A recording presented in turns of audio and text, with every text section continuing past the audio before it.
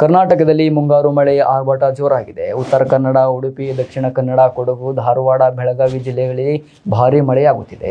ಧಾರವಾಡದಲ್ಲಿ ಭಾರೀ ಮಳೆ ಹಿನ್ನೆಲೆಯಲ್ಲಿ ಜಿಲ್ಲೆಯ ಶಾಲಾ ಕಾಲೇಜುಗಳಿಗೆ ಇಂದು ರಜೆ ಘೋಷಣೆ ಮಾಡಲಾಗಿದೆ.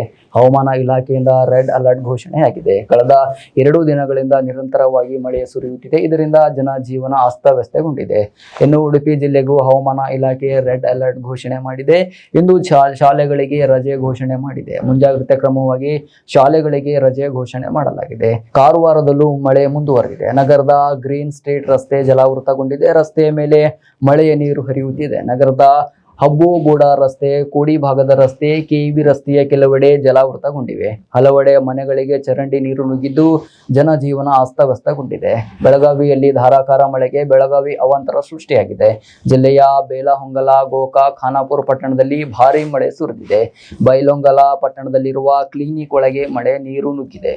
ಬೆಳಗಾವಿಯಲ್ಲಿ ಸುರಿದ ಧಾರಾಕಾರ ಮಳೆಗೆ ಆಟೋ ಚಾಲಕನೊಬ್ಬ ಕೊಚ್ಚಿ ಹೋಗಿದ್ದಾನೆ. ಬೆಳಗಾವಿ ಜಿಲ್ಲೆಯ ಯರಗುಂಟಿ ತಾಲೂಕಿನ ಚಿಕ್ಕಂದನಪುರ ಗ್ರಾಮದಲ್ಲಿ ಈ ಘಟನೆ ನಡೆದಿದೆ.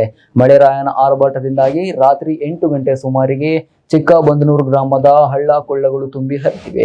ಆಟೋ ಚಾಲಕ ನೀರಿನಲ್ಲಿ ದಾಟುವಾಗ ನೀರಿನ ರಭಸಕ್ಕೆ ಕೊಚ್ಚಿಕೊಂಡು ಹೋಗಿದ್ದಾನೆ. ಆಟೋದಲ್ಲಿ ಪ್ರಯಾಣಿಕರಿರುವ ಬಗ್ಗೆ ಯಾವುದೇ ಮಾಹಿತಿ ಇಲ್ಲ. ಮರಗೋಡು ಪೊಲೀಸ್ ಠಾಣೆಯ ವ್ಯಾಪ್ತಿಯಲ್ಲಿ ಈ ಘಟನೆ ಸಂಭವಿಸಿದೆ.